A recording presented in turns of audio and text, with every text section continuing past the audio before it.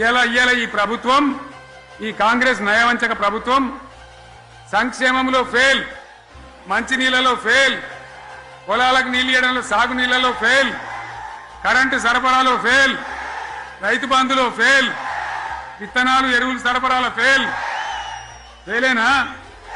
ధాన్యం కొనుగోళ్లలో ఫెయిల్, పల్లెలు పట్టణాల అభివృద్ధిలో ఫెయిల్, భూముల ధరలు పెంచడంలో ఫెయిల్. మరి దేంట్లో పాస్ అయింది? ఎటుపడితే అటు ఒర్రుడు, దేవుళ్ళ మీద ఒట్లు పెట్టుడు, అబద్ధ వాగ్దానాలు చేసుడు, 20-30% కమిషన్లు తీసుకున్నాడు, సంచులు నింపుడు, సంచులు మోసుడు. అంతేనా? కరెక్టేనా ఈ మాట? అన్నా కరెక్టేనా? నేను చెప్పి అన్ని ఫెయిల్ అయిందా ఈ ప్రభుత్వం? నిజమైతే ఒకసారి చేతులు లేవట్రా, దయచేసి స్టేజ్ మీద లేవట్రా. ఫెయిలేనా?